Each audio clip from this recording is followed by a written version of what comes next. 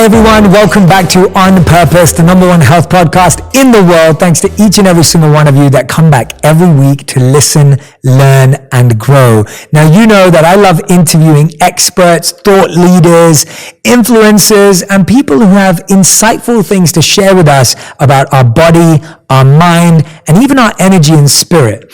And today we're talking about a theme that is so close to my heart, and I get to talk with one of my favorite people in the world who I'm so excited to sit down with. We're talking about our morning routines, and I'm sitting down with the one and only editor-in-chief of Women's Health, Liz Plosser, and talking about her new book, Own Your Morning. You know how much I love mornings. You know how much I love Liz if you've been following me.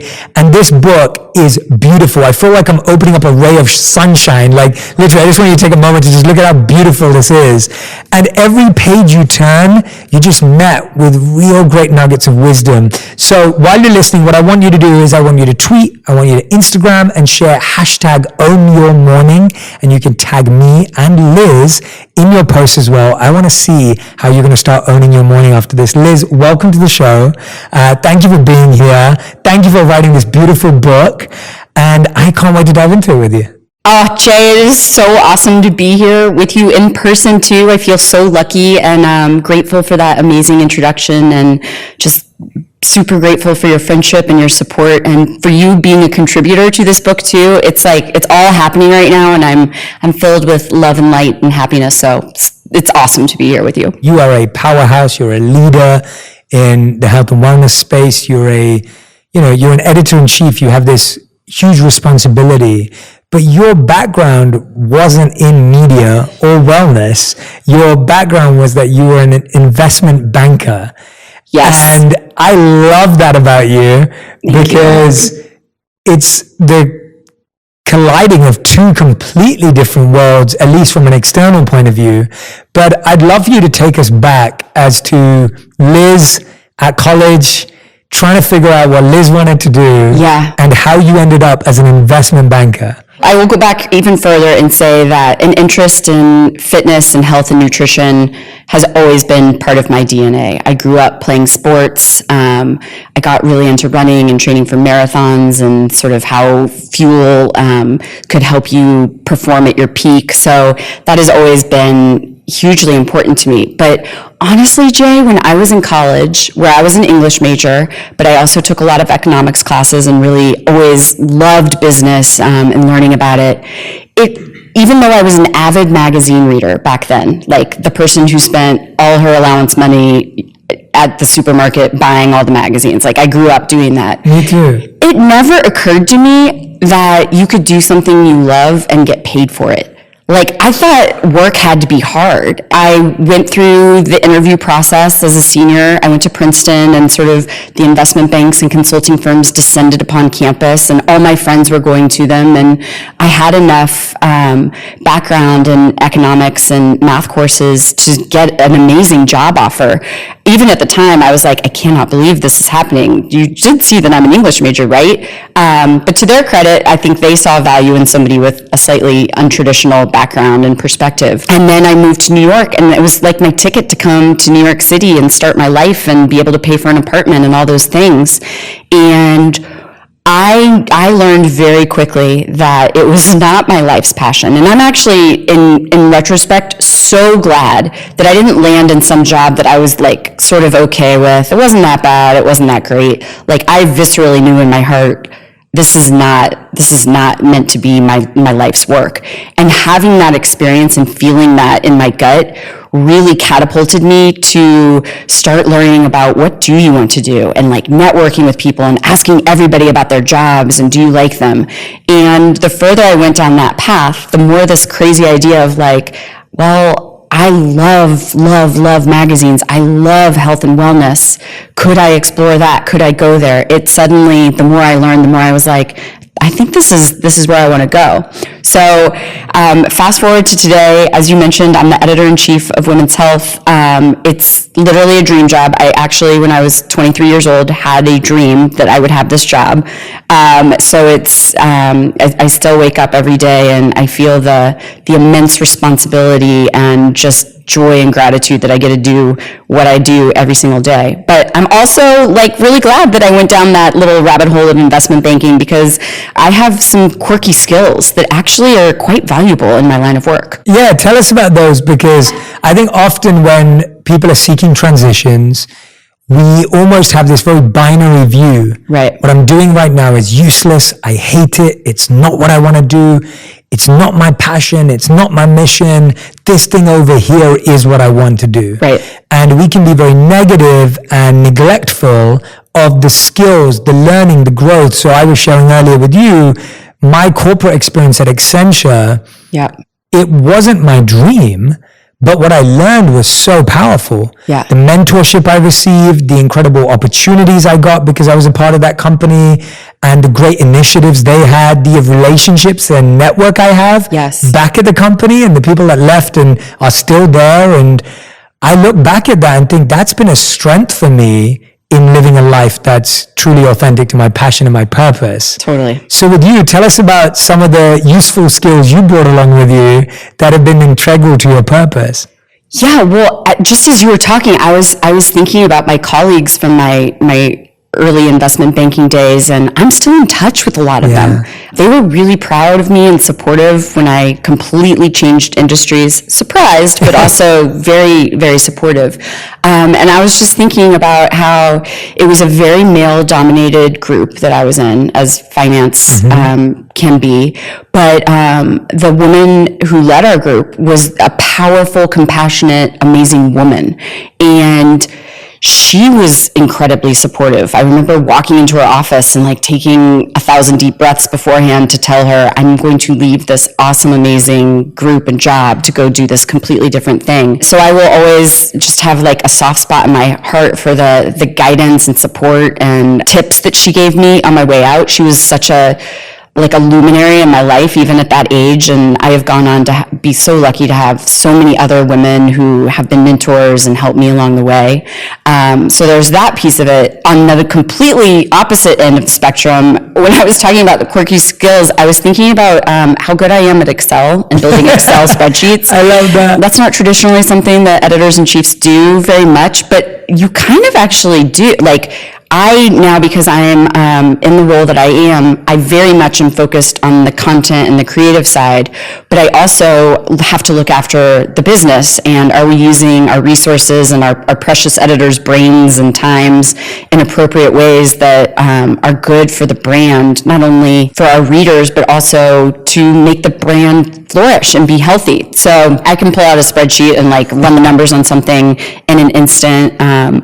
I made a lot of decks, in PowerPoint back in the day, and I continue to love doing that and love like sprinkling magic dust on them and tinkering with them. I have also found that when people discover what my experience was and where my first job was in my industry, everyone's like impressed and appreciates that I bring a slightly different, not completely traditional perspective to my work. I think that's something maybe for your audience to keep in mind wherever they are in their journeys, is that a diverse perspective, and I mean that in all of the ways, that is really healthy and valuable no matter what you do or where you are.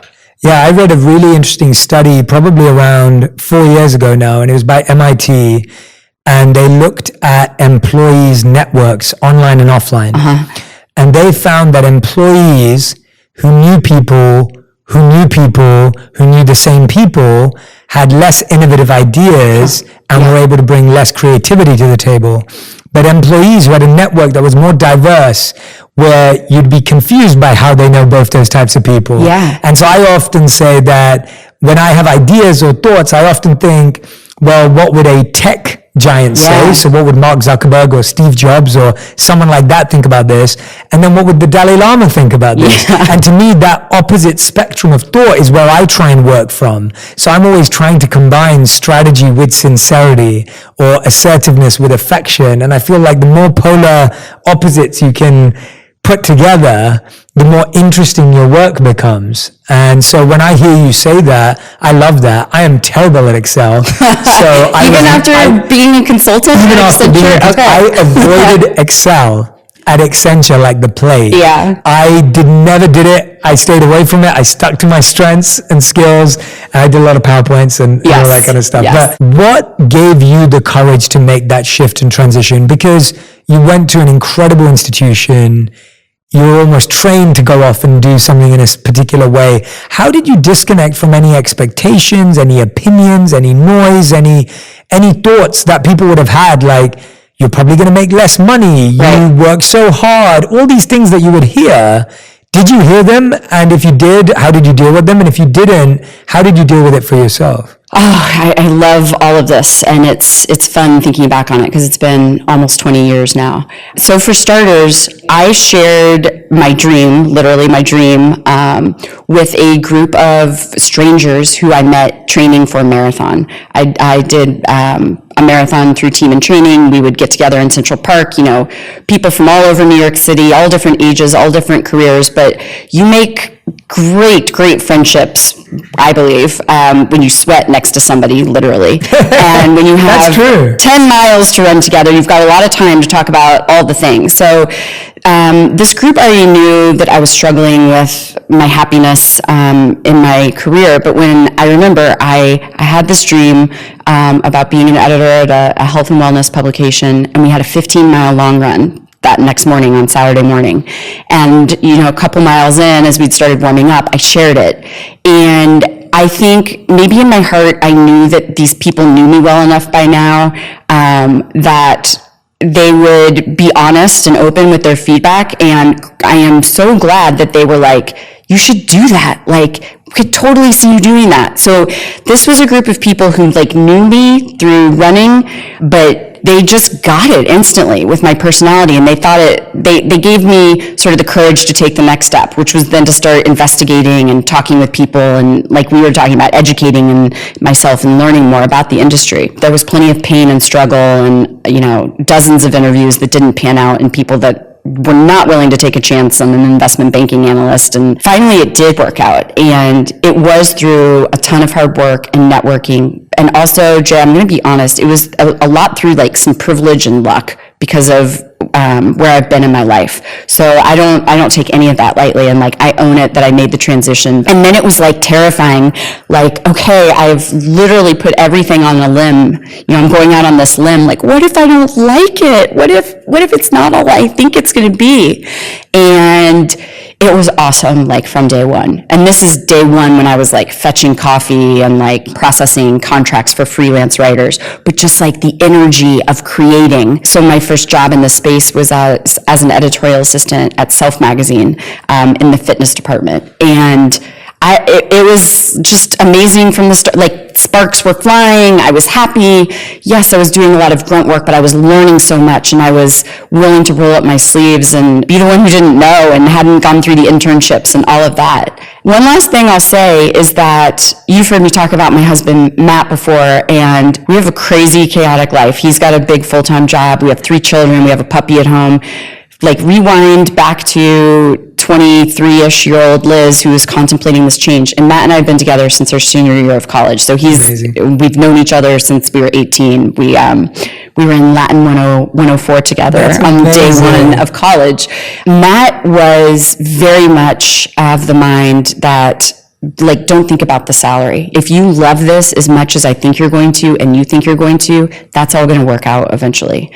So having the support of a partner who loved me and knew me and cared about me and was like, you've got this, you can do this. I know it's scary. I know it's a lot less money, but take the next step. That was hugely impactful and helpful. That's amazing. Thank you for sharing that with us. Yeah. I love hearing that. I think it's so refreshing to hear about that, where we can hold space for our partners, and we can create space for people to become who they want to be, rather than feel pressured to or shoehorned into something else. And even though you mentioned privilege and luck, I do also believe there is a lot to be said for doing the grunt work. Yeah.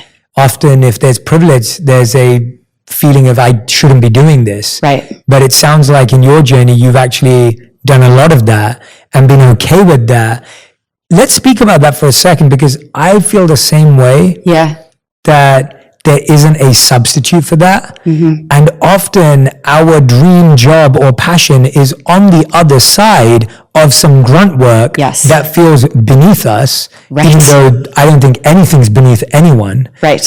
But often that perception is actually what limits people. And I feel that more and more today than ever before, where there is a certain disconnect. Tell us about how you made that fun, or how you made it meaningful, or how you felt at the end of a day of getting coffees and doing contracts. But how did you keep going? Because now you're at the top of the chain, but you started at the bottom.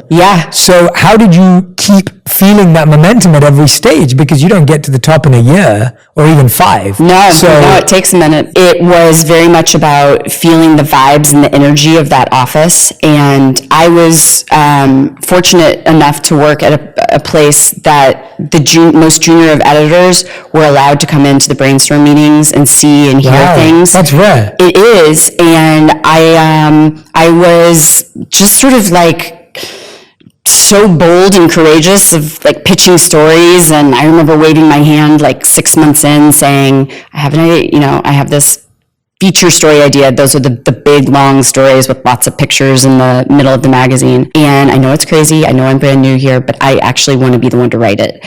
And my boss let me do it. I mean, it took a ton of hand-holding, and by no means did that mean I was like ready to be promoted to senior editor because I'd penned a feature. But working toward and having those moments or opportunities was enough to keep the spark and the energy alive. And so to kind of bring it full circle, since now I'm at a different point in my career, I try very hard to keep that in mind with my awesome team members, and try to nurture an environment where no matter where you are on the totem pole or the masthead, that every single one of us has something to contribute, and a great idea is like embedded in each of their brains, and also to give them access to things that are interesting to them, even if it's not quote unquote part of their little box job description. So I'm trying to pay that forward because that was really helpful to me in my career. And I'm sure you feel this way too. Just because we are where we are in our professional careers doesn't mean that we're not still rolling up our sleeves and doing the grunt work. Like a few years ago,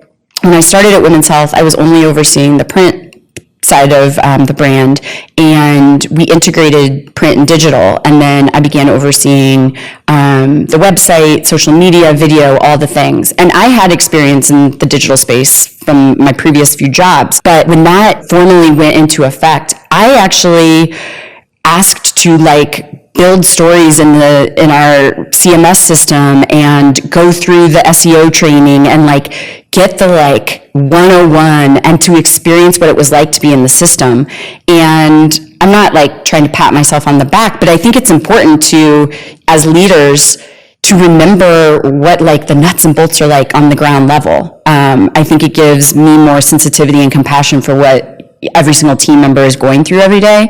And it's also just a good reminder that we all have so much to learn, and there's plenty of sweat left, no matter where we are in our careers. Yeah, thank you so much for opening up about that, because I love what you just said, that sweat is in every stage of the journey. Yeah. There is no substitute for it ever.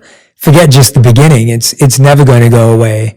But at the same time, I think for a lot of us, we need to find the meaning in the sweat early on, when you feel the sweat isn't in stuff you care about. So I think you really gave a lot of people who are listening today, hopefully a lot more motivation and inspiration to stick with it. So. Because you have to look at it, you have to play the long game. You have to look at the long term when you're in those situations.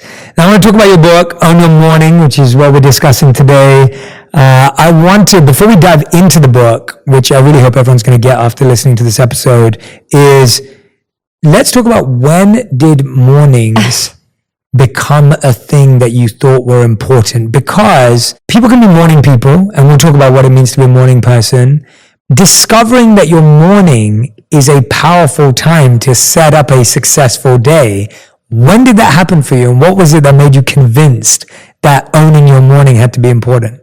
Yes. So this has definitely been a journey for me, and lots of experimentation to arrive at the point where I am now. But I'm actually going to go back in time to that first job we were just talking about a few minutes ago in investment banking.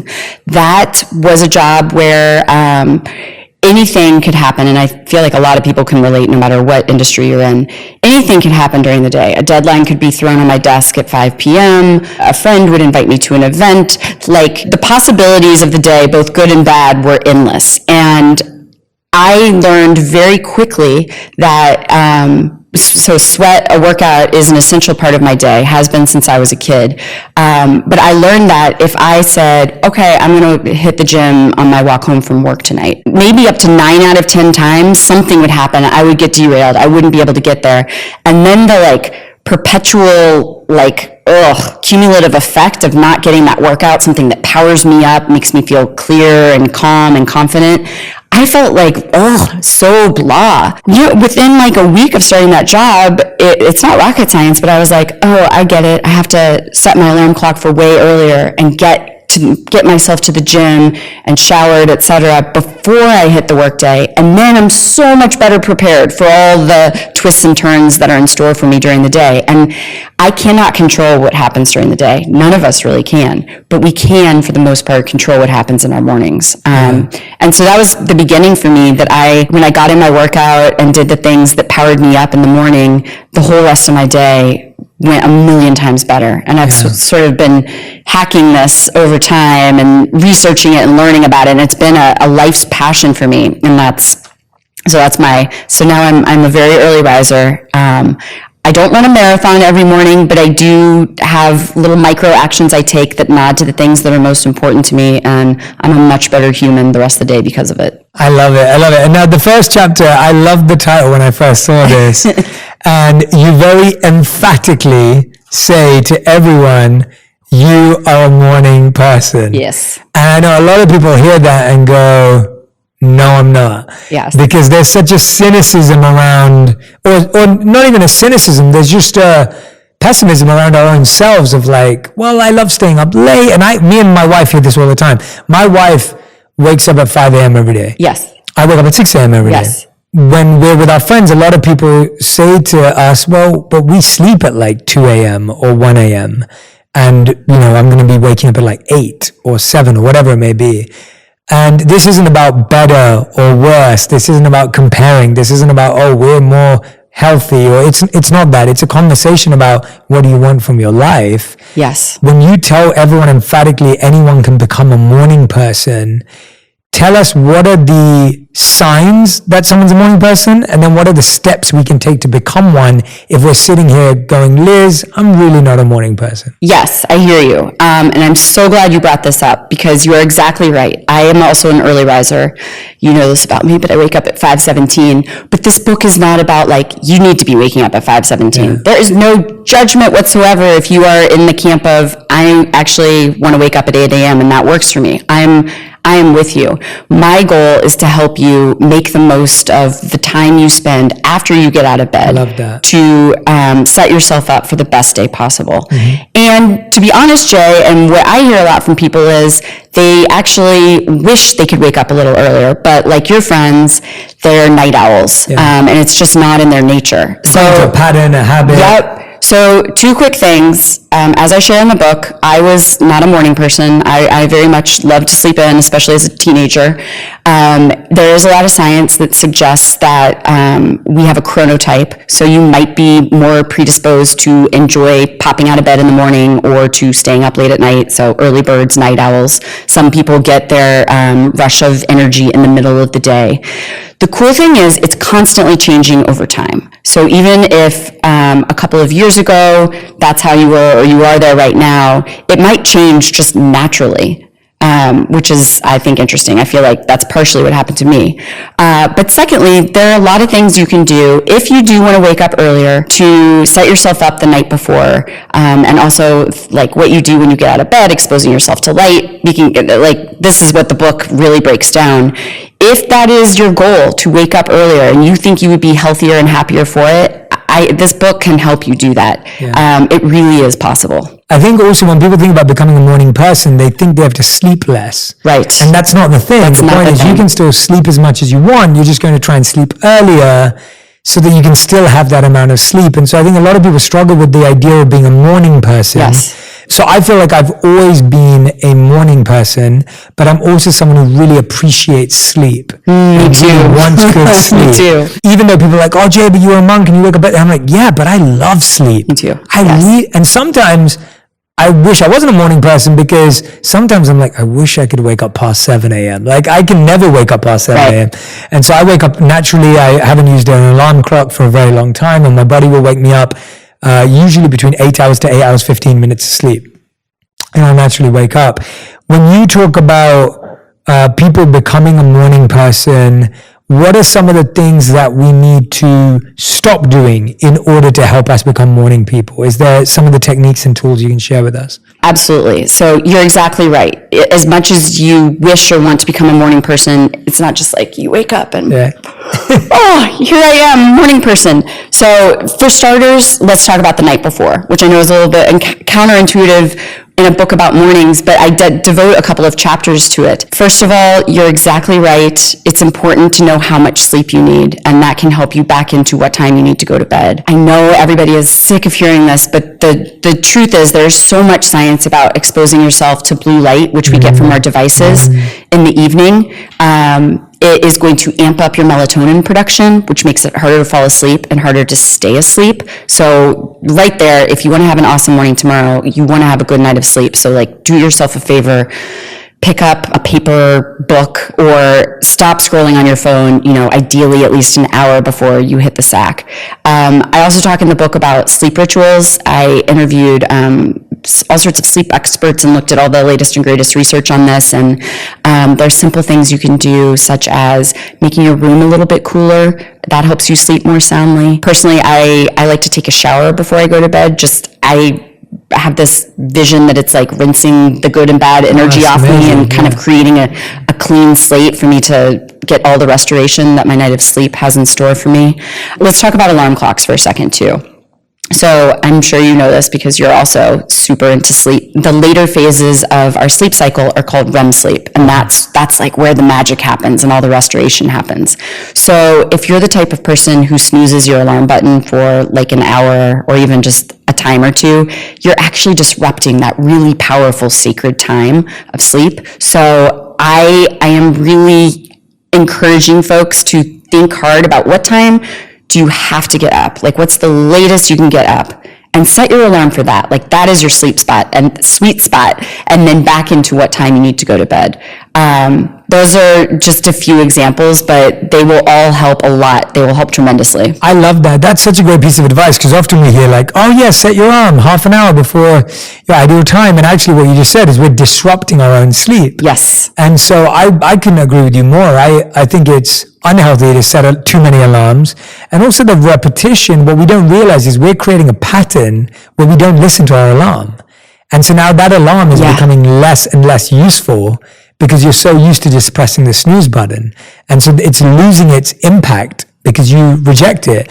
It's like someone giving you advice, and every time they give you advice, you're like, nope, don't want it. Nope, don't want it. Nope, don't want it. That person's advice becomes less and less useful over time. So now an alarm becomes less and less meaningful. Exactly. Whereas if it only rings once, and it rings at the time when you know you want to be up, you're going to respond, hopefully. Yes, and actually, a note on alarm sounds, because rings tend to be what we choose, or like that angry bleeping sound. And so one other tip or suggestion for folks who want to get up earlier, just kind of have a more graceful entry into their day, pick a sound that you like, that makes you happy. Absolutely. I use the chimes on my iPhone. Yeah. Bleep, bleep, bleep.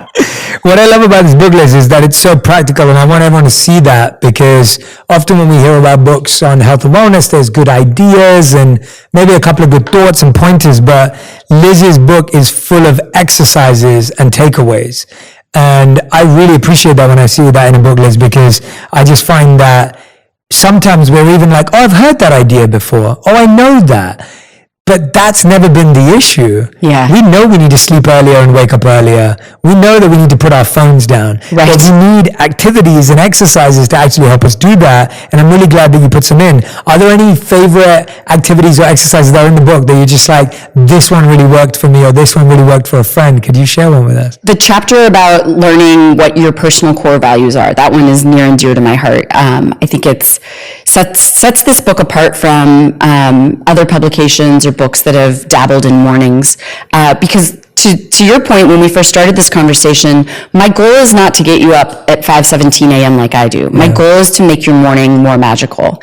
And what I learned is that when you're really clear on what your values are and what fills you up and lights you up, and then when you can actually take little micro actions nodding toward them every single morning, you are just prepared in ways you cannot even imagine to be a better parent, employee, pet parent, like sister, brother, friend, all the things. So there's one exercise in that core values chapter. I mean, I take you through several activities to sort of hone in on what they are for you. But the one I think is simplest and fastest, and you could even open up your phone right now or your computer right now and do it without having to put pen to paper, is to take a calendar inventory and look at where you're spending your time. How many hours a day are you in meetings?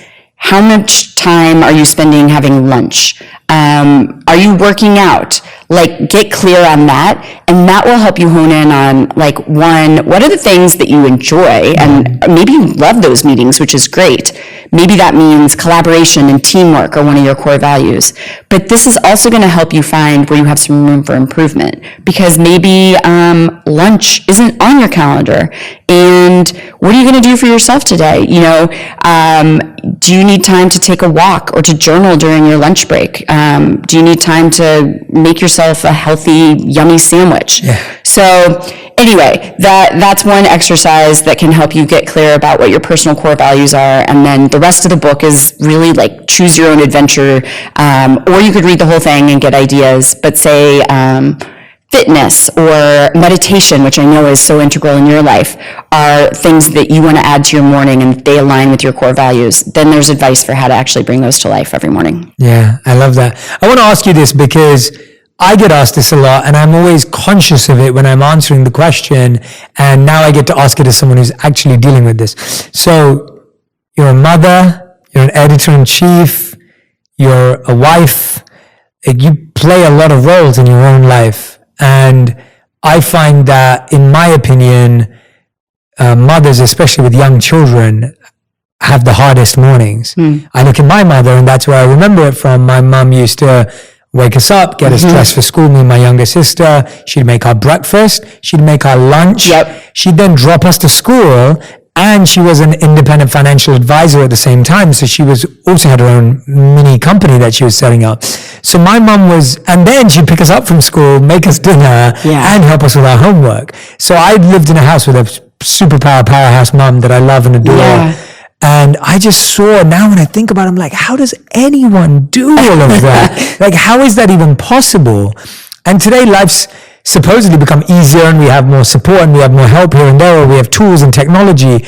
But as a mother, as a experienced professional, as a successful professional, how are you getting through your morning? How are you still waking up at 5:17, or how did you manage it when your kids were slightly younger? I want to hear about the messiness. Yeah. Because I think often mothers also are the ones that end up judging themselves the most about not being there for their kids, and then not feeling like they can perform, and then feeling like all the responsibilities on them too.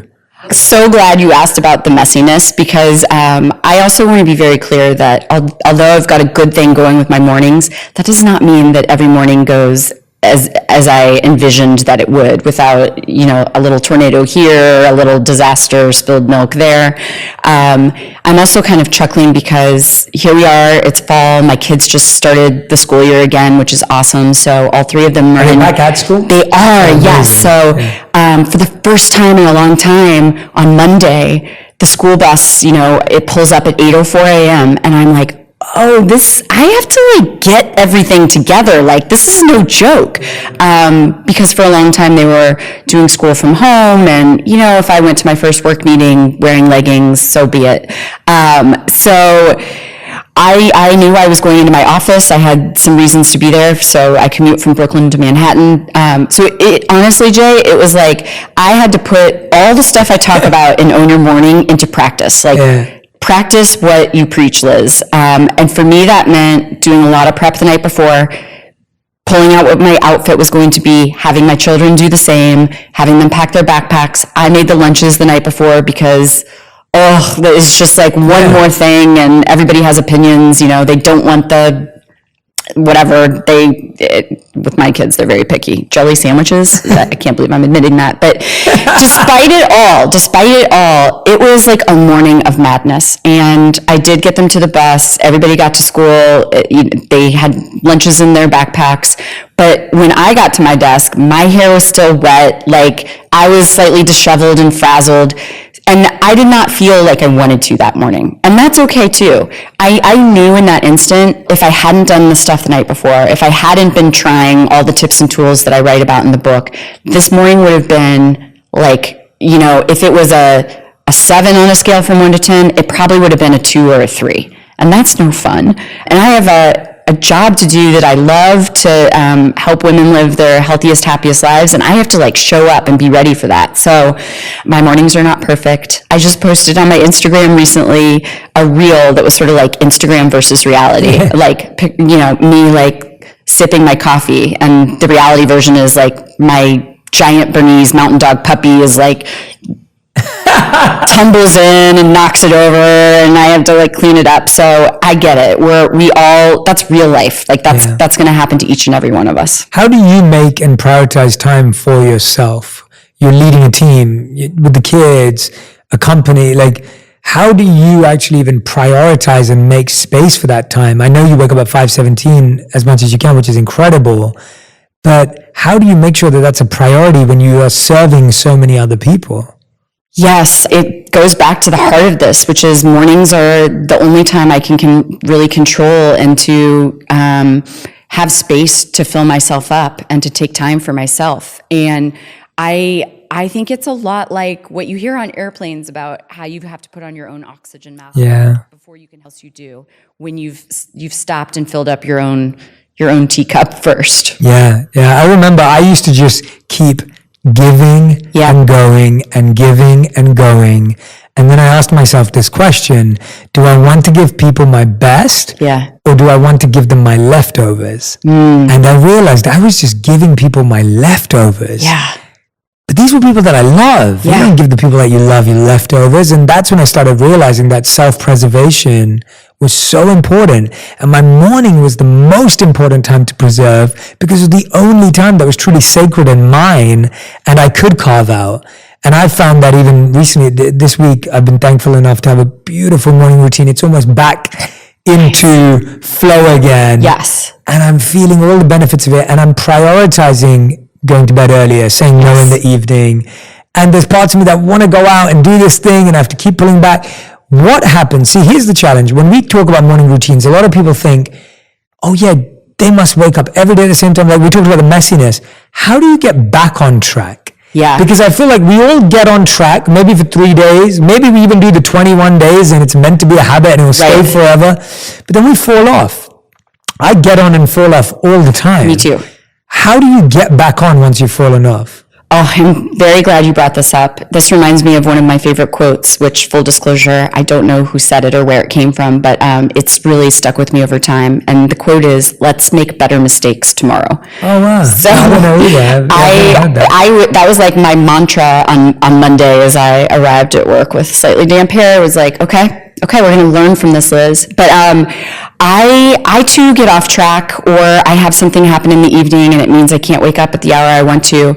I'm always looking for reasons to reset. And the beautiful thing is, it doesn't have to be a huge life transition, like starting a new job or moving into a new home or, a change in relationship status. Though those are all awesome reasons to have a reset. It could be as simple as the changing of seasons. But also, Jay, I think it could be as simple as it's a new week, or it's a new day tomorrow. You don't have to wait for January 1st or the changing of the season or a huge, massive shift in your life. You have the power to choose that tomorrow is going to be better and different. And I would recommend embracing those moments of like, oh, that morning did not go like I wanted it to, or I stayed up way too late last night and nothing went like I hoped it would. Have a moment and reflect on that, like sit with that, and now you get to do something about it, and you get to make tomorrow better. Yeah, I love that. I think what you're saying is so true, that judgment and guilt don't get you anywhere. Nope. When I judge myself or I guilt myself because this has been such a bad week, I'm now just creating more guilt and creating more judgment. And then now I'm feeling worse. Yes. And now I don't feel like getting up tomorrow. And it's like a death spiral. Totally. You're just going to get it's lost such in a that vicious tunnel. cycle, and it just keeps going. And so I find that actually me saying, yeah, I gave myself a week off last week, but tomorrow is going to be different. Totally. It's such a healthier way to move and make progress. One of the things I think I love that you talk about in this book is power breakfasts. Yeah. I love talking about practical things to actually eat in the morning. I'd love to hear the science about it. I struggled for a long time with bloating in the morning. And so for a lot of time, I'd wake up and I'd eat really well at night. I don't eat late. I consider myself to have a really good diet, but I think over time, I haven't necessarily been mindful. And so things have happened. But I remember waking up feeling bloated. I remember waking up feeling no matter what I ate in the morning, I would end up feeling, just not good. And then finally, and very recently, there were two things that solved it. It was celery juice and chia seed pudding. Cool. So chia seeds in the morning and celery juice has transformed my life. I feel the celery juice is almost like a cleansing. I feel completely clean and internally and fresh. And then the chia seed pudding is really grounding. And so to me, that's really worked for me. I wanted to hear what you found through the science of breakfast, because I think so many people skip breakfast, or they grab a bagel on the way, or they're eating on, we're not commuting anymore, but I think breakfast is an untalked about meal or unheard of nowadays. Yes, I love the breakfast chapter in the book, and I love actually the morning magic essay that was penned by this woman, Kate Merker, who oversees food for women's health. There's a morning magic essay in every single chapter, but Kate talks about the ritual of making toast for her family and her kids, and she talks about how it fills them up, the smell of it, the ritual of it. They put chia pudding is that it's going to look different for every single one of us. Yeah, that's why I asked, because I was like, I don't think everyone's eating. No, and I get asked this a lot as the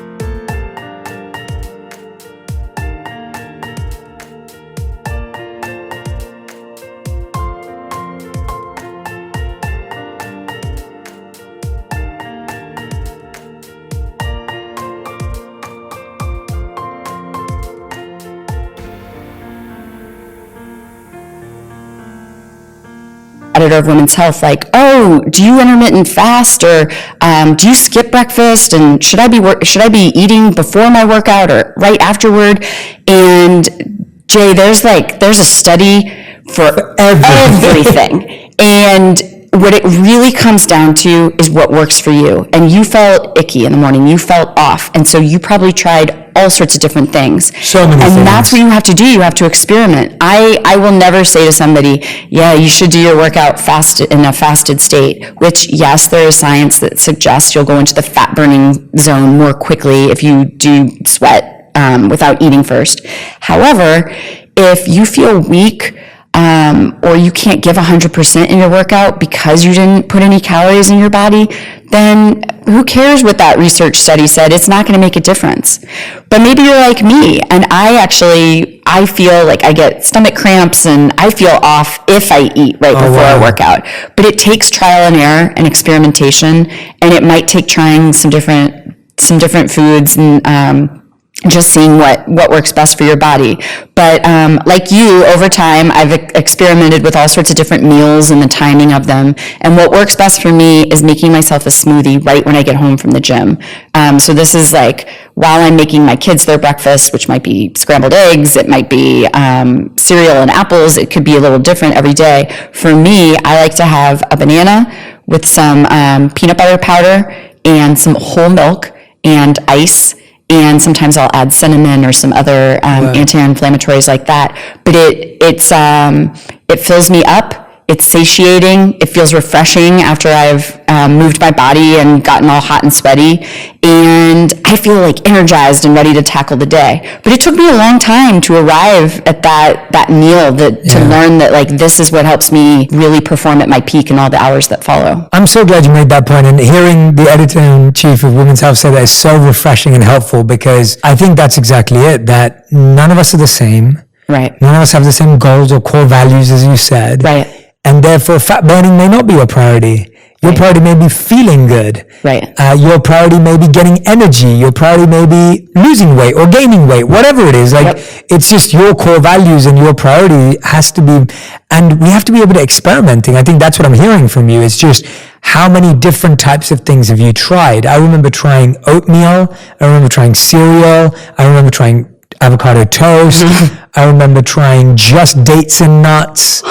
And finally I found a win with this. And I feel so good about it. And again, I don't go around saying, hey, everyone should do this. I think you should try these two things that I've found to be beneficial. And celery juice has lots of benefits. But at the same time, you may have it and be like, Jay, I feel terrible after that. Right. And I love that you're just giving us permission to say, just try stuff. Yes. And stop thinking that it has to be this way. Yes. Well, that is very much the ethos of Women's Health, is we are determined to help our readers live healthier, happier lives. And our job is to give you science-backed, expert-based, soundly researched ideas and tips and suggestions. But the truth is, the magic happens when something resonates for you and you decide to try it, and then it unlocks a whole new part of you. You feel better, you feel happier, and it's going to look different for every single person. Yeah. Absolutely.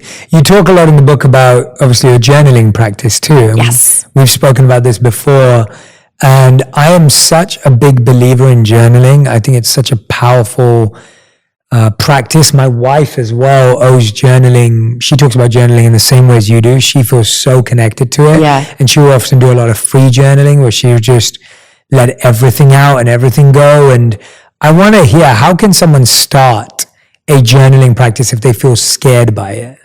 Yes, and I identify with those people because it seemed like just one more thing to take on.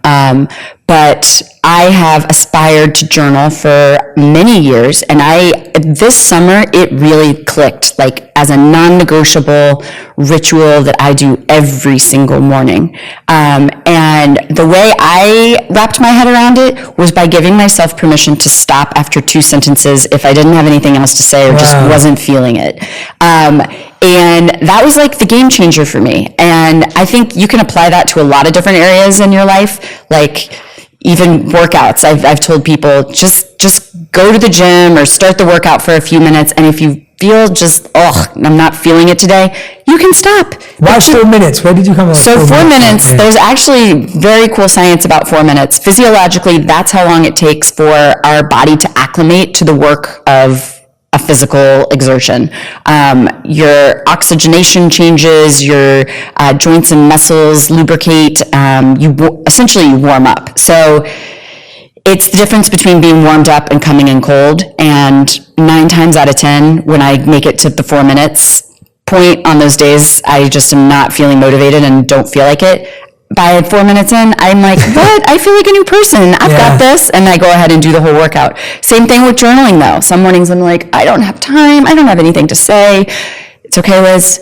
Just 2 sentences is enough. When did you get to 2? How did you figure out 2? I literally pulled it out of thin air. It felt like short enough.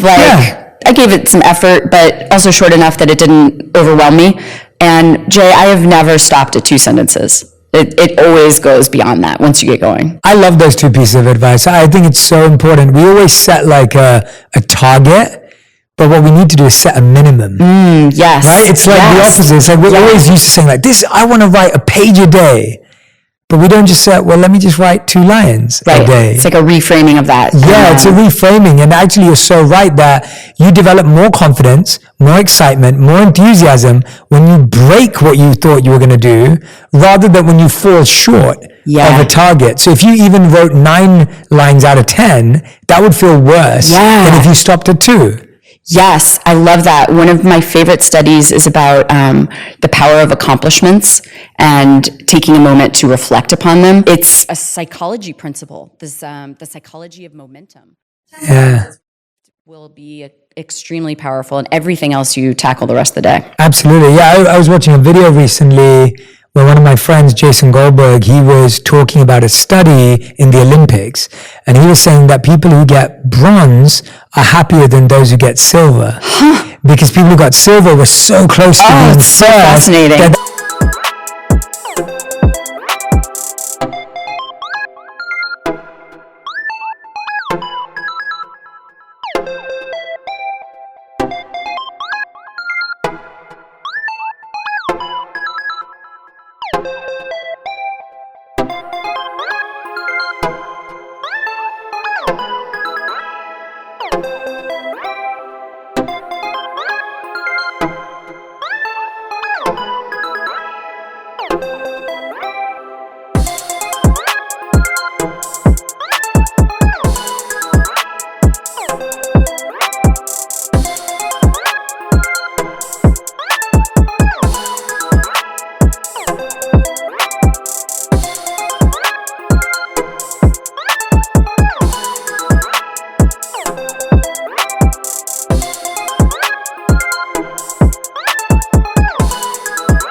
That pains us so much that we feel less happy, was when you got bronze, you're kind of happy because I made it to the podium. Yes. And so I feel like every day we need to just make it to the podium and not try and aim for this number 1, because when you aim for that number 1, you kind of just set yourself up for, I'm not saying we shouldn't aim high. That's not the point I'm making. Right. I'm just saying that on a daily basis, you don't need to be number 1. You just need to make it to the podium. This is going to become a new Liz mantra, make it to the podium. I love it. I'm obsessed with that. Yeah, it's from that study that he shared in the video, and I thought that was fascinating. One of the things that I love in this book that you talk about also is winning your weekend. Yes. And when I read this, I couldn't agree with you more, because I think about that every week, where I'm like, the quality of my week is based on the quality of my weekend, and the quality of my weekend is based on my week. And as monks, we were taught that the quality of your day is based on your 2 hours of meditation, and the quality of your 2 hours of meditation is based on your day. Yeah. And so they're symbiotic. Yeah. And often I think we look at our weekends as a way of making up for the week. How do you win your weekend, and how does that transform the week? Definitely. Weekends are so powerful. And I'll just speak for me personally. Weekends are the time when I do not set that 5:17 alarm. I'm going to sleep as late as my kids and dog let me. But I am also, in many ways, bringing to life those core values that I bring to life every single weekday morning too. I want to spend quality time with my kids.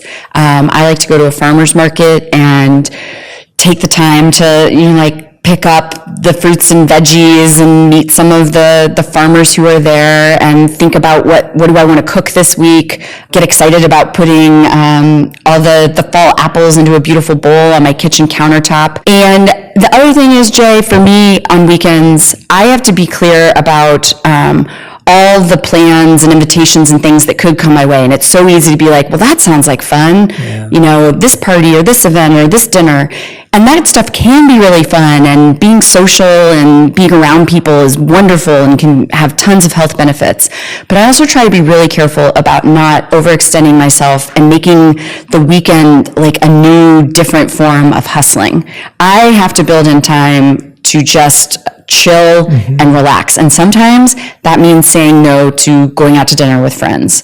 Just being honest that what my body and heart and soul need are just some alone time, watching the latest Marvel movie with my kids and my husband and petting my dog. How have you got better at saying no? I think that's something that so many of us struggle with. And when you talk about owning your morning, winning your weekend, saying no is such a big part of that, because the night before, like I don't mean my wife, because we've found our morning groove right now, we're making sure that we're in bed by 9:30 in the evening because that's really important to us, but we're saying no to so many things.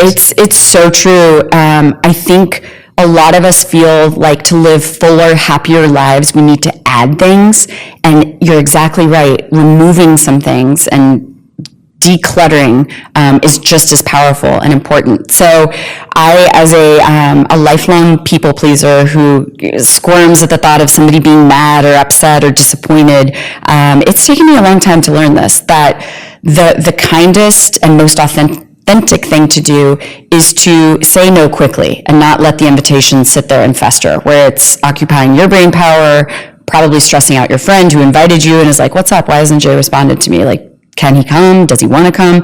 You know, and you don't have to go into the paragraph long reason why you can't be there. You can just simply say, thank you so much for the invitation. I'm really sorry that I have a conflict and I can't come, but like, I'm looking forward to seeing you, blah, blah, blah. Your version of that in your own words in an authentic way. But that's been very powerful for me, is rather than letting it sit and thinking about it, and then there's like more drama and internal like, oh, can't say no now. That's been, just handle it in the moment. And that does require that you get clear about what your weekend is going to look like. Are you going to have like one social commitment? Is next weekend one where you actually just need to lay low and not have any? And then when the invitation comes in or the thing pops up, you're more prepared to answer in the moment. And imagine like the amount of space that will release in your brain and the emotional energy it unlocks for you to not have that sitting around hanging over you. I love that. I want to encourage everyone who's been listening and watching today to make sure you grab a copy of Own Your Morning. We'll have the link in the caption and everywhere else. And of course, I really want to see what you're learning from this session. So I want you to tag me and Liz, and I want you to hashtag Own Your Morning. Liz, you've been so generous with your time. I want to end, as we do with every On Purpose episode, with the final five, or the fast five, which are the rapid fire questions, where you have to answer every question in one word or one sentence maximum. So you have a bit of flexibility. Ooh, I like a challenge. Good. I know you do. So the first question that I have for you is, what is the best piece of morning routine advice you've ever received? I literally wrote a book about this, Jay. You're making me say one word. Okay, I'll say one word. One sentence.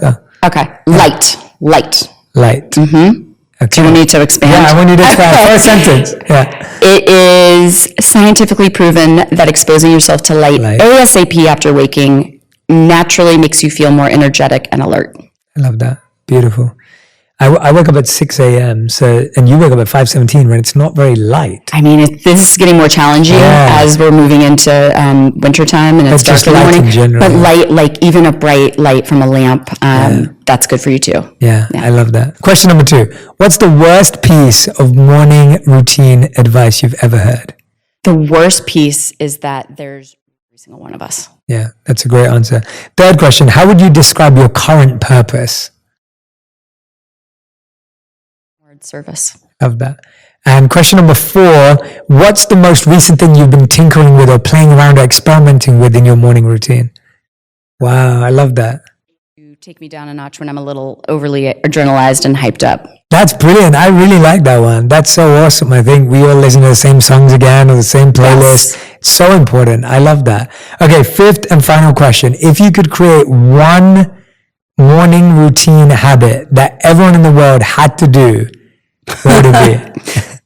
I think we could change the world if everybody began their day with gratitude. I personally write a gratitude list. It can be short, it can be long, but that is some incredible energy to begin your day with. I love that. Liz Prosser, everyone, the author of Own Your Morning. And make sure you get the book. Make sure you tag us. Please, please, please. I think Liz has so many awesomely insightful things today, and I want to see everything that resonated with you. So you can tag Liz on Instagram, tag me as well, and please share the hashtag Own Your Morning so that we can follow along and see all of your insights. Liz, is there anything that I didn't ask you that you want to share, that you want to tell my community? You're the most awesome interviewer, and it's super fun to talk to somebody else who loves mornings. And yeah, I just want to say that you don't have to be a morning person to read this book. It will have some, share them and inspire more, create a little morning movement. Yes, morning movement. I love that. Hashtag Own Your Morning. Tag us while you're doing your weird, funky, interesting, curious morning routine practice. I can't wait to see it. And Liz, thank you so much again for coming on Purpose.